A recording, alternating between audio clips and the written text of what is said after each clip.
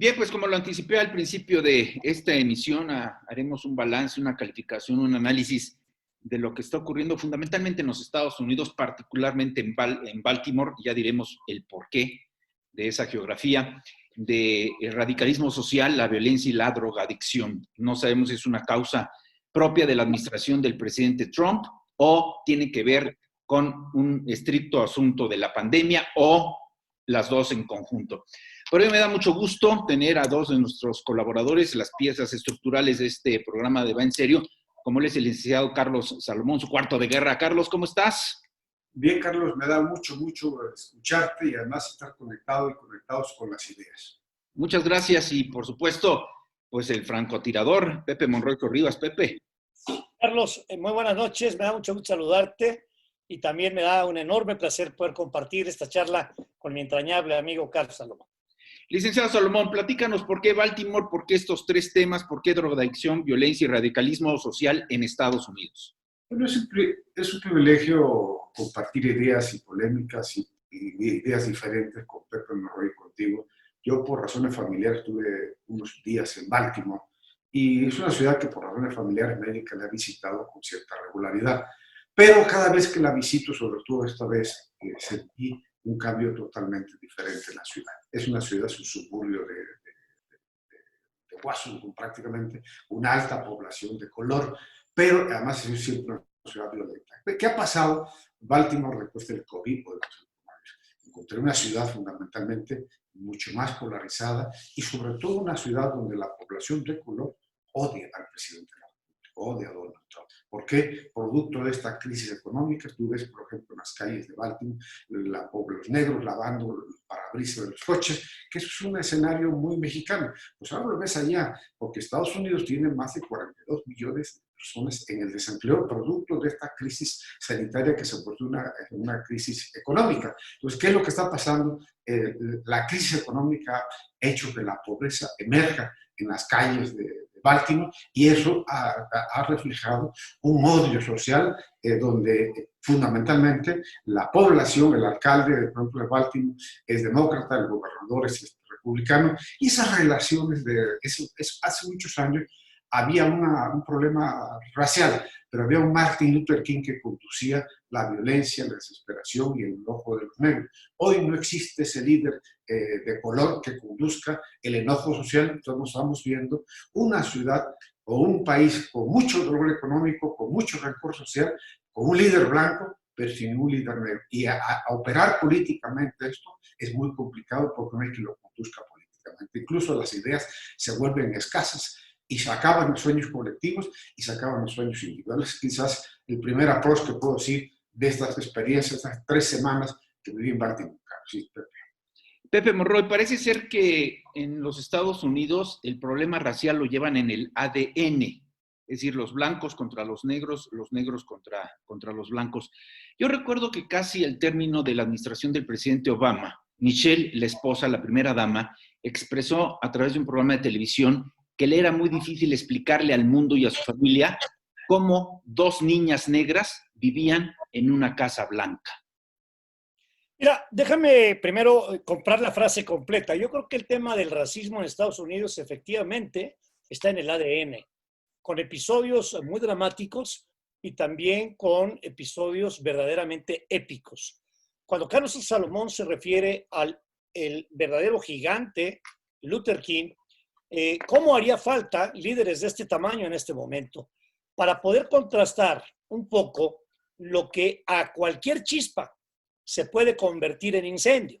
No hay que olvidar los disturbios de Los Ángeles, en donde el problema se origina, ojo, no exactamente porque no matan finalmente al afroamericano, sino cuando se llevan el juicio a un tribunal en un poblado, en un condado de al lado, y la jueza falla de una manera insultante, sin castigar a los policías, y ve la que se armó. En esta ocasión me parece que está la tormenta perfecta. Como dice Carlos, algo está pasando. Al líder blanco Trump, la verdad es que el pueblo afroamericano, el pueblo negro, que es una cantidad fundamental e importantísima, no lo quiere y no lo acepta. Y no lo acepta por una razón sencilla, Carlos querido, porque el presidente Trump desde siempre ha marcado una postura racista, elitista, discriminatoria, y las palabras en un jefe de Estado del calibre del jefe de Estado de la Casa Blanca o de Estados Unidos pesan mucho. Tormenta perfecta, ¿por qué? Está el COVID, que es un tema de salud grave. Le aumentas el problema de economía, más grave todavía, y ponle ahí el ingrediente de una agenda político-electoral que a fuerzas ha querido clavar Trump, y entonces el enorme riesgo es lo que Carlos describe. La violencia, que es así, ojo, invocando incluso a un líder norteamericano como lo fue Richard Nixon, decía en su libro de los líderes, hay que escuchar el grito en la calle, porque sea manipulado o no, puede ser la antesala de movimientos sociales, por lo menos así lo dice la historia. Ahora, a ver, permíteme un segundo, Pepe Monroy, y tu criterio en este sentido, licenciado Salomón, porque antes del COVID, del coronavirus, incluso antes de esta apenas creciente campaña electoral en los Estados Unidos, podíamos observar que la violencia también se daba entre adultos contra niños y entre niños contra niños. Pudimos atestiguar, ser testigos de cómo un demente desde un piso de un hotel disparó en una explanada de Las Vegas contra las multitudes.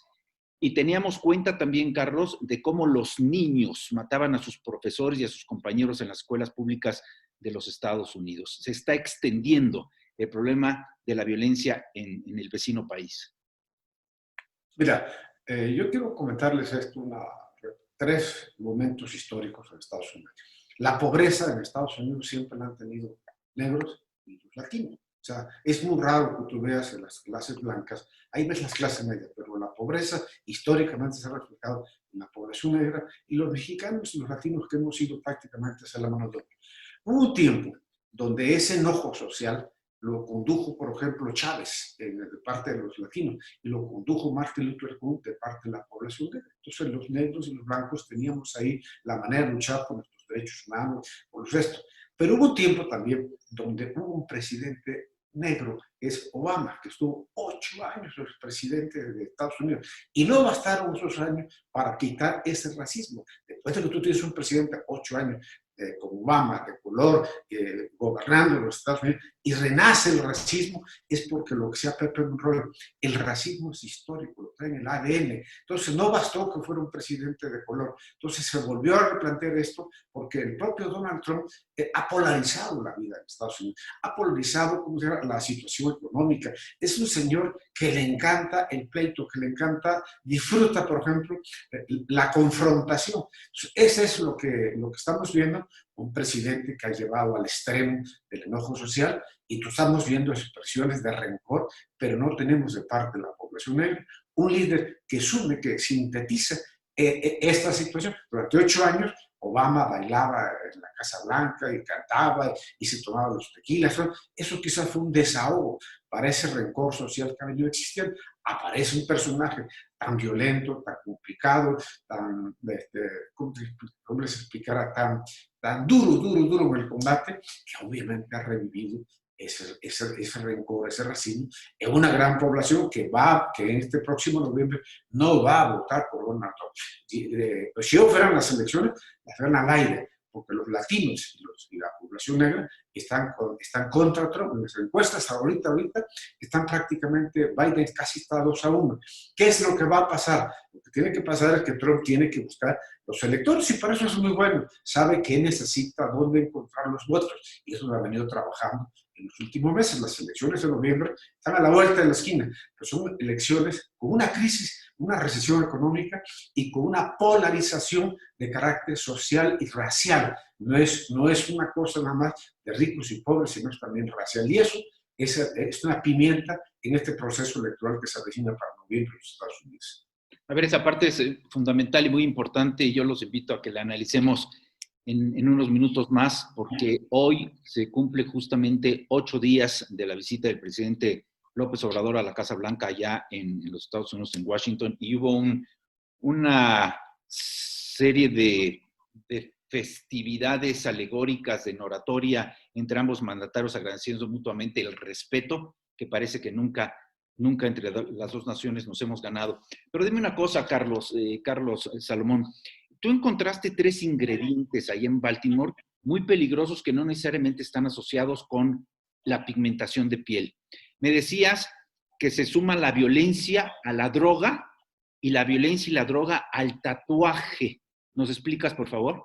Mira, si tú visitas Baltimore un año antes, había violencia, pero ahora hay una atmósfera de más violencia porque el coronavirus y el confinamiento hace pues que el confinamiento ha hecho que la gente se vuelva más, el hecho que estés en tu casa no implica que no sea más violento. Y la otra, por ejemplo, tú ves una calle, toda la calle de Baltimore huele a marihuana, pero toda. Es una cosa que antes se podía oír en una esquina, hoy la ciudad es una nube de marihuana. Y hay otra cosa, la gente en el confinamiento tiende a expresar su posición social. Ves como en mucha gente tienen todos tatuajes en todos lados, porque es producto también del confinamiento. Y eso también ha hecho que en las calles se sienta el radicalismo, se sienta la violencia y sobre todo hay mucha violencia intrafamiliar y mucha violencia callejera. Esto es el cambio prácticamente en 100 y pico de días. Baltimore se radicalizó en la parte del uso de drogas, en la parte de la violencia intrafamiliar, en los limpiabrisas, parabrisas que hay por todos lados ya de Washington. Entonces ya estamos viviendo un cambio bestial, la gente radicalizada por las autoridades, la gente violenta, mucho mayor consumo de droga, y hay algo, la cadena de introducción de la droga con el confinamiento se rompe, porque de Colombia, México y a Estados Unidos, con este confinamiento hizo pues prácticamente que esa cadena de transporte se rompiera. Hemos visto en México aviones aterrizando de droga en las carreteras de Quintana Roo, porque se rompió y eso rompe la oferta. Entonces se encarece la distribución y hace a mayor consumo, menor oferta y obviamente se generan conflictos de carácter de consumo social. Eso es lo que produjo también el coronavirus. Entonces estamos en una situación de mayor violencia, mayor polarización y un radicalismo de la población, producto que no hay una salida emocional que te permita, bueno, si, aunque tengas dinero, si no puedes ir a un restaurante a comprar, si no puedes ir a una tienda, pues eso te hace el mayor consumo de drogadicción y sobre todo mayor violencia intrafamiliar. Y se está registrando en varias partes de la Unión Americana. Me han platicado que allá en San Francisco gran parte de la clase media está obligándose a vivir en las calles como homeless, debido a que ya no tienen para pagar la renta. Entonces tú llegas a la gran ciudad de San Francisco y lo que te encuentras es a ciudadanos haciendo sus necesidades fisiológicas en la calle, drogándose, como bien lo apuntas, licenciado Salomón, o bien con la necesidad de la violencia, del atraco, del secuestro, del robo para poder sobrevivir. Vamos a hacer una pausa, esto va en serio, regresamos, estoy platicando con Carlos Salomón y con José Monroy Sorribas. Vamos a hablar, les voy a pedir en esta segunda parte de la conversación, de la reunión que sostuvo el presidente López Obrador en la Casa Blanca, allá con el señor Trump, porque ligado a esto, y ellos habrán de corregirme si cometo alguna arbitrariedad, ligado a esto coinciden muchas cosas que nos tienen altamente preocupados, y dicen, licenciado Salomón, que en la política no hay casualidades, pero pues está la deportación de Lozoya, con lo de Genaro García Luna, el Chapo y Ovidio, y por si fuera poco, la detención de César Duarte allá en Florida. Esto va en serio. Volvemos.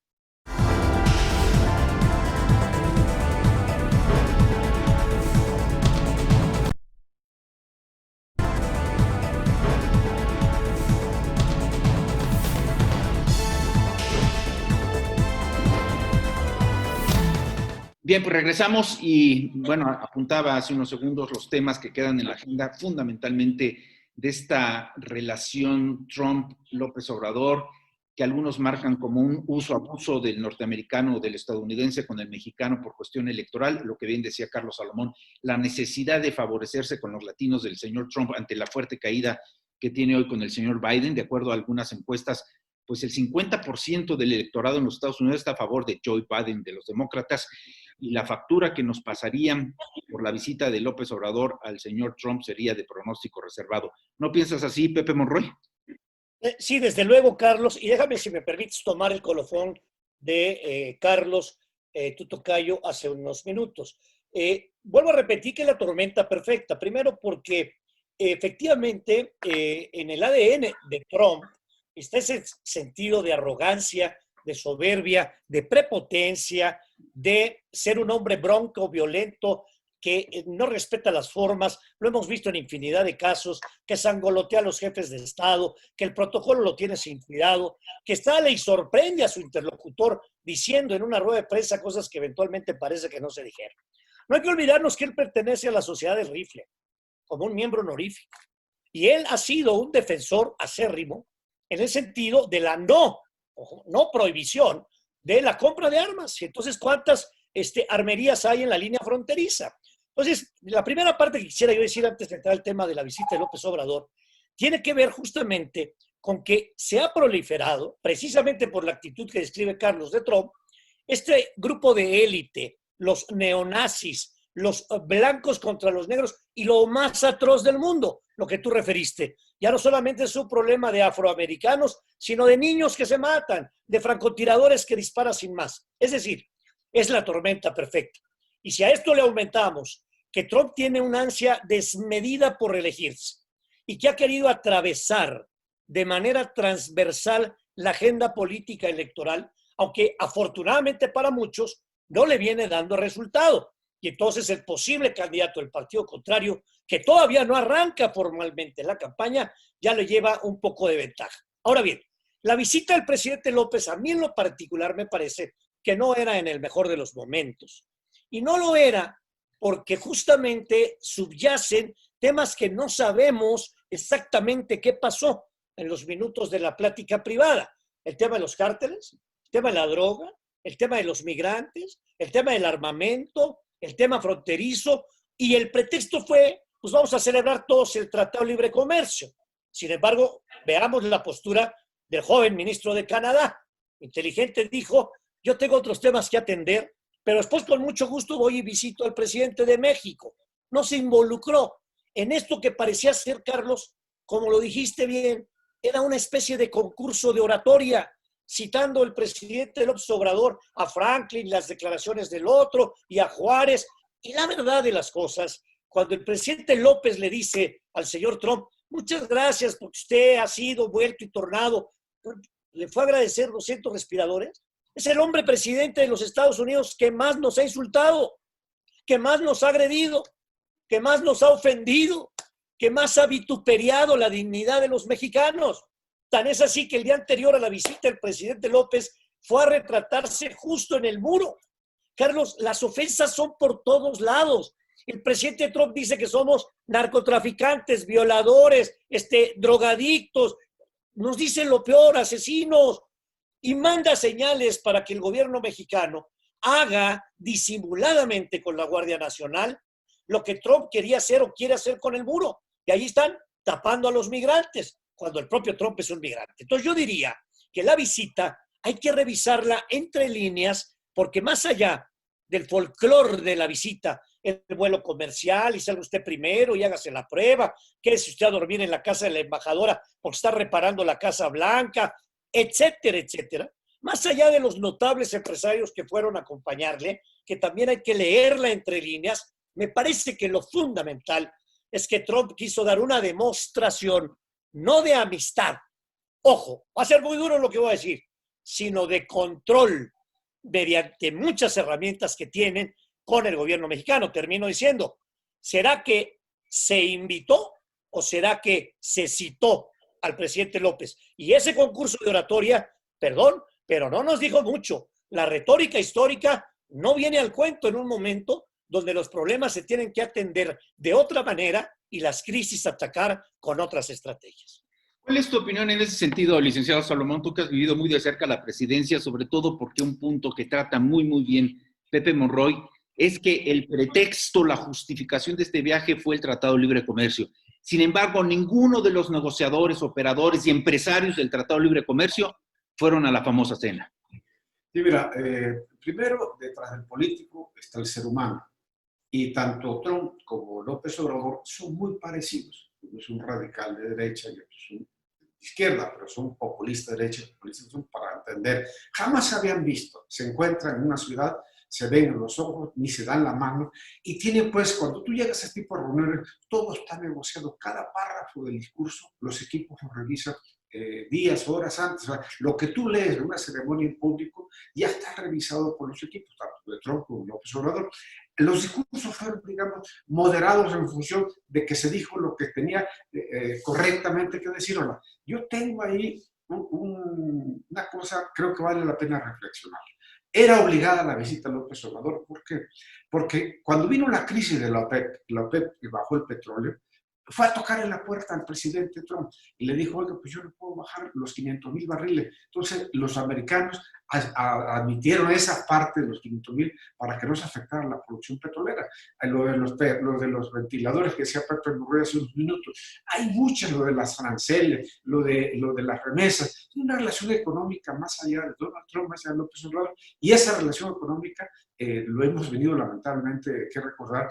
En el caso de las remesas, resulta que México vive de las remesas, 30,000 millones de dólares de remesas. Ya no vivimos el petróleo, ya no vivimos por el coronavirus y turismo. Entonces, es una relación económica más allá de los presidentes. Pero hay algo que yo los invito a reflexionar en esto. Andrés Manuel siempre es una gente que tiende hacia la izquierda, gobierna entre dos grupos, los radicales y los moderados. Entonces, hay un grupo radical que maneja el gobierno al lado de Manuel, que es prácticamente, puedo decir, la secretaria de la Función Pública, Ackerman, y medio gente más que quieren llevar y están jugando a una revolución en México. Un grupo de moderados, lo puedes ubicar a Romo y a muchos que están buscando una modernización de izquierda, pues algo más moderado. Y si no existiera Donald Trump, si en la presidencia de Andrés Manuel hubiese coincidido Obama, por ejemplo, que es un hombre mucho más social, mucho más izquierdoso, no sé qué hubiese pasado. La presencia de Donald Trump ahí en la Casa Blanca ha moderado la conducta, las políticas sociales y la conducta, por ejemplo, de una posible nacionalización, cosas de ese tipo que hubiese pedido adoptar López Obrador si no estuviera Donald Trump en la presidencia de los Estados Unidos. La presencia de Trump ha sido un freno para que se modere. O sea, de no hacerlo así, estaríamos hablando prácticamente de un gobierno mucho más tirado a la izquierda. Yo nomás visualícese como Obama, premio Nobel de la Paz, pero más Obama, es el que más mexicanos deportó en época de Obama. Eso no, Obama nos dejaba a los migrantes en la a 2,000, 4,000, 10,000, todas las noches. Entonces, ¿qué estamos viendo? Siendo un presidente, los presidentes tienen un libreto en Estados Unidos. Cuando vino Fox a ver a Fox, Bush traía un libreto, traía un manual, o sea, que venía a ver la cosa del petróleo. No se mandan, hay toda una estructura económica, social que gobierna la Casa Blanca. El presidente de los Estados Unidos tiene unas reglas de comportamiento y lo mismo pasa con el presidente mexicano. Entonces, ¿qué vimos ahí? Pues simplemente un encuentro de dos gallos de pelea, uno que le encanta el populismo de derecha y otro que le encanta el populismo de la izquierda. Yo creo que se neutralizan los dos porque los dos tienen grandes deseos de hacer cosas, pero a la vez viven cuidándose uno del otro. Es increíble con la conducta de López Obrador, cuidándose de que no se le enoje el güero y el güero que no se le enoje el mexicano. Eso es lo que vimos detrás de los micrófonos. Es impresionante, pero son dos seres humanos con las mismas características, como decía Pepe Monroy, con los mismos genes, y les encanta la pelea, y sobre todo les encanta los micrófonos, y les encanta que la gente siga hablando de ellos. Pero en el fondo siempre tienen sus propias aduanas. Yo creo que al final es un encuentro que va a pasar la historia. Ellos hablan de Lincoln, hablan de Roosevelt, etc. El otro habla de Juárez, de Lázaro Cárdenas, y la historia pasa y las cosas quedan. Hoy, después de esa gran visita, hay en México 12 millones de mexicanos sin empleo. Hay miles de migrantes sin empleo en Estados Unidos, porque no tienen empleo en Estados Unidos. Y de esos 42 millones que viven hay muchos migrantes. Lo que estamos viendo que la red económica subsiste. Los discursos se van, los sentimientos se van, las peleas se van, pero los problemas ahí siguen. Pasó Obama, pasó Bush, pasó todos y ahí siguen los problemas. Parece ser que me hago responsable de lo que estoy expresando, pero parece ser que con la verdad nos están engañando, Pepe Monroy, porque primero se nos dijo que esta era una visita de cortesía por el asunto del Tratado de Libre Comercio. Después nos dijeron que esta era una visita de agradecimiento por los respiradores que recibimos para el combate del coronavirus del señor Trump. Pero tengo entendido que al establishment, y esto poco se dice, licenciado Salomón, al establishment de la Unión Americana le tiene preocupados 3 asuntos fundamentales que seguro se trataron en esa agenda. Voy por orden. 1, el narcotráfico, porque mientras allá detienen a nuestros mexicanos corruptos, aquí liberamos a los criminales sicarios. Y yo no creo que el señor Trump esté muy satisfecho con que allá haya un juicio con el señor Chapo y acá se coma con la mamá del señor Chapo y se libere al nieto del señor Chapo. El asunto de la migración tampoco tiene muy satisfecho al señor Trump y así lo ha determinado. Y bien anota Pepe, nos levantaron un muro y lo fue a presumir 2 horas antes de la llegada del señor López Obrador a Washington, el señor Trump. Y el tercer aspecto que tiene muy molesto al establishment de los Estados Unidos es la cancelación por ocurrencias que hace el señor López Obrador de varios proyectos en donde la inversión estadounidense es verdaderamente fuerte. Y va un secreto. Estados Unidos tiene en México establecidas más de 100 maquiladoras que se dedican a la industria aeroespacial, que es fundamental para la seguridad nacional de los Estados Unidos. Y no vieron bien calificado el cierre del aeropuerto internacional allá en Texcoco. Pepe Monroy. A ver, yo quisiera, desde luego, no difiero de Carlos en términos generales, pero sí una precisión.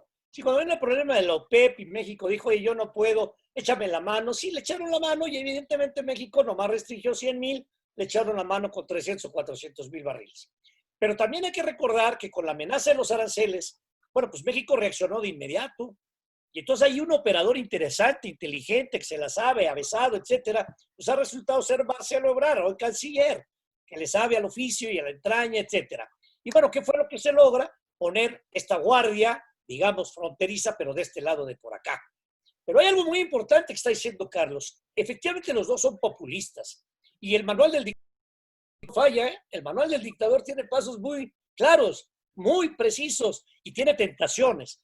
Aquí si los radicales empujaran la agenda, cuidado con Fernández Noroña, Dolores Padierna o Jacob Polensky, que son adoradores de la filosofía chavista, castrista y madurista. Es decir, a los 3 temas que señalas, narcomigrantes y la falta de certidumbre en México para invertir, Carlos, habría que aumentarle que los Estados Unidos verían, entre comillas, que el país se girara de manera radical por la influencia de los radicales del gobierno de Andrés Manuel López. Ahora bien, la llegada no fue del todo festiva. Cuidado, porque había gritos de manifestantes que le decían cosas muy feas, no a Andrés Manuel, al presidente de México. Y tú has señalado, Carlos querido, has señalado reiteradamente que más allá de simpatías y de fobias, pues es la figura, la investidura de la presidencia de los mexicanos. Yo no voté por López Obrador, pero es mi presidente, o es el presidente de México. Me apena, me mortifica que en aras de esta austeridad malentendida se tengan que hacer todos estos pasos tan folclóricos y que provoque incluso un cierto desdén. No estoy hablando del derroche ni del oropel de otros momentos. Y ahora un comentario, si me permiten, final. El tema de Obama, que Carlos Salomón lo refiere también, tiene un ingrediente. Obama era negro por fuera, pero era blanco por dentro. Por eso se hacía ese equilibrio con el establishment.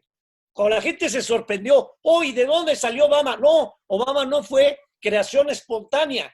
Obama venía desde los 18 años trabajando en política porque sabía que tarde o temprano llegaría un afroamericano a la Casa Blanca. Pues mejor que llegue uno de los nuestros, entre comillas. Pero efectivamente, le fue peor a los migrantes. Lo que pasa es que el manejo publicitario era otro. Aquí sí estás hablando, dicho con respeto y también sin respeto, de un troglodita viviendo en la Casa Blanca y en la Torre Dorada de Nueva York, que hace que obviamente nos preocupemos porque somos el traspatio y la frontera pues, con el país más poderoso del mundo. Vamos a cerrar con tu comentario, licenciado Salomón. Tú provocaste esta reunión, ahora le tienes que dar salida, sin olvidar el foro de Sao Paulo. Yo quiero hacer una confesión personal. Pepe dijo que él no había votado por las novelas. Yo sí voté por el candidato López Obrador, pero voté por un México no corrupto, un México menos pobre, un México más desigual, un México con políticas modernas, un México con mayor educación, un México con mayores servicios de salud. Y en los 2 años los sueños se han roto. Pero, ¿qué ha pasado? Que la instrumentación de estos sueños ha sido muy difícil, siempre que lo he dicho en este espacio, que la izquierda es muy difícil aterrizar los sueños, que no tiene exactamente la experiencia para gobernar. Pero el proyecto que se presentó el 1 de julio, por eso, de no a la corrupción, no a la distancia, no a los lujos, un México moderno, un México próspero, un México con educación y un México menos pobre y menos desigual. Lamentablemente el coronavirus y muchas cosas que se han instrumentado mal han hecho que un México que tenga más pobreza, que tenga más desigualdad, un México que no se acaba la corrupción, como decía Pepe, no se acaba la violencia. Pero ese proyecto sigue vigente y hay que rescatarlo. Nadie se opone a que seamos pobres, nadie se opone a que sea un México donde no haya corrupción. ¿Cómo construirlo? Es donde está el conflicto. Yo sí creo que es importante rescatar un proyecto donde todos los mexicanos quepamos bajo la misma sombrilla, donde haya menos pobreza, donde haya menos desigualdad, donde tú puedes ir al hospital y te puedan atender sin tener que problemas de esto. Hoy, lamentablemente, los hospitales son un desastre. Hemos tenido, hay más pobres en México, sí, después de 2 años de gobierno. ¿Por qué? Porque algo ha pasado. Uno se puede echar la culpa al coronavirus, pero también se puede hacer la culpa también a la instrumentación de políticas públicas que no han correspondido a los sueños. Eso es quizás una parte. Yo sí voté por un proyecto de México menos pobre, por un proyecto de un sistema de salud, como él dijo una vez, tipo Nicaragua, no tipo Dinamarca. Entonces, construyamos un México más equitativo, más honesto, con mejor educación, con mejor servicio de salud, con mejores carreteras, en un México del atraso. Pues no puedo dejar, en mi ejercicio profesional, no puedo dejar pasar la oportunidad de que nos volvamos a encontrar. Este intercambio de razones, de ideas, de pronunciamientos me parece sumamente importante para nosotros mismos, para nuestro auditorio. Ahí es que los desafío, los reto para que en breve volvamos a estar juntos nuevamente con temas distintos, varios, que nos habrán de convocar. Licenciado Carlos Salomón, gracias por ser esta noche el provocador de esta reunión. Es un privilegio escuchar las ideas y los contrastes con Pepe Monroy, que yo admiro, estimo mucho, y sobre todo contigo, mi tocayo, en este México, que le debemos muchos los mexicanos, que simplemente hemos transitado por él, pero no le hemos dado a México lo que México merece. Es correcto. Pepe Monroy Sorribas, mi gratitud. Carlos, muchas gracias. Es a mí también un honor con mi entrañable, antiguo amigo Carlos Salomón, compañero de batallas, poder compartir esta mesa que siempre es enriquecedora y bueno, dejar por lo menos una flecha para el siguiente escenario por si acaso acepta la provocación.